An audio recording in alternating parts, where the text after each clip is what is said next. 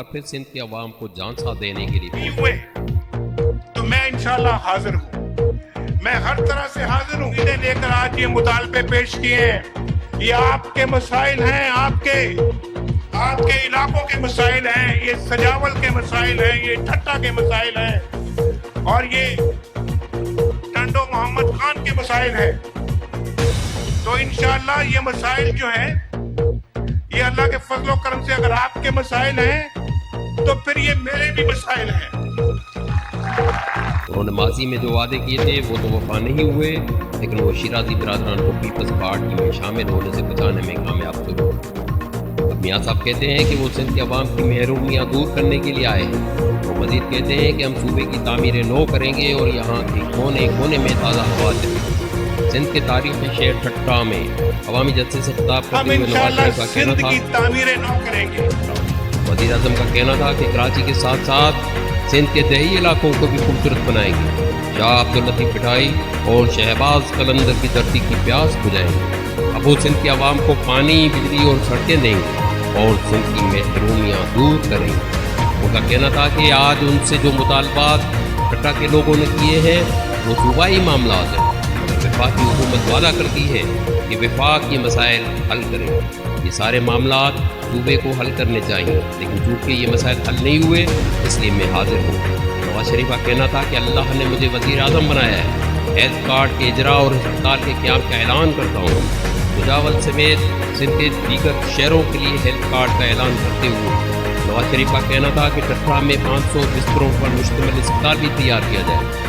नवाज शरीफ का कहना था कि सिंध और खैबर पख्तूनख्वा हुकूमत ने हेल्थ कार्ड जारी करने से मना कर दिया था और कहा था कि वो हेल्थ कार्ड खुद जारी करेंगी, मगर ऐसा नहीं हुआ। उनका मज़ीद कहना था कि सूबाई हुकूमत अवाम को सेहत की सहूलियात फराहम करने में अपना हिस्सा डाले या न डाले, मैं खुद हेल्थ कार्ड जारी करूँगा जो सरकारी और निजी अस्पतालों में इस्तेमाल हो सकेगा। वज़ीर आज़म का कहना था कि हेल्थ कार्ड के लिए सर्वे की ज़रूरत है जो आइंदा 4 माह में मुकम्मल हो जाएगा और दोबारा कार्ड्स की तकसीम के लिए मैं ठट्टा आऊँगा। सजावल और ठट्टे के लिए गैस की फराहमी का ऐलान करते हुए वज़ीर आज़म का कहना था कि गैस की फराहमी पर 110 करोड़ रुपए का मंसूबा शुरू किया जाएगा। उनका कहना था कि ठट्टा और सजावल के अवाम पर 110 करोड़ रुपए कुर्बान।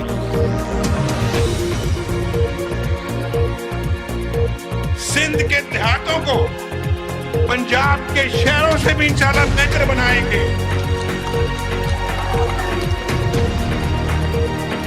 लेकिन है ये मुश्किल काम, ये काम मुश्किल है,